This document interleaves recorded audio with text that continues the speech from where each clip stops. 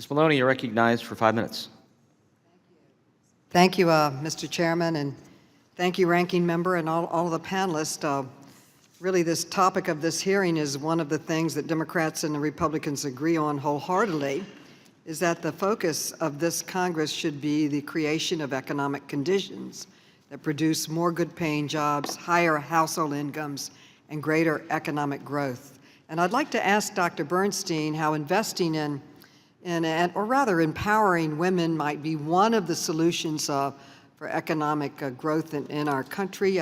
Yesterday was Equal Pay Day, the day that this day marks the day when women's earnings from last year finally catch up to what their male peers were paid in 2016. And I guess in honor of that day, the Democratic staff of the Joint Economic Committees issued a report on the gender pay gap. Not only that it was a gap of 79.80 cents to the dollar, but they looked deeper into it on how it impacts over the lifetime of a woman, how it compounds, and the lower pay contributes to lower pensions, lower Social Security, lower savings, and contributes to women, older women, being twice as likely as men to live in poverty.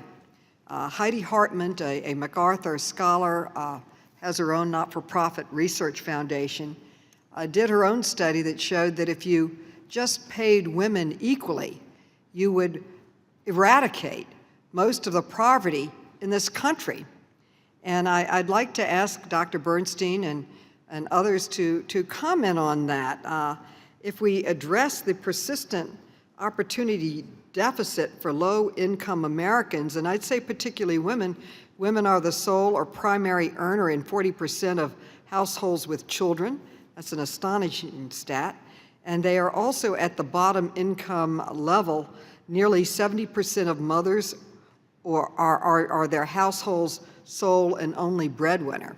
So could you comment if we just paid women equally for the same work, what impact would that have on the economy and lifting families and children out of poverty? Well, I'm glad you mentioned Heidi Hartman because she's someone who I've worked with over the years and had written on this very topic with, a great scholar. Obviously, this would help both on the family well-being and anti-poverty, as well as on the broader macroeconomy, particularly if we're talking about folks in the bottom half of the pay scale. You know, they spend their earnings. So when you pay women 70, 75 cents on the dollar, that means there's less economic activity, less consumption.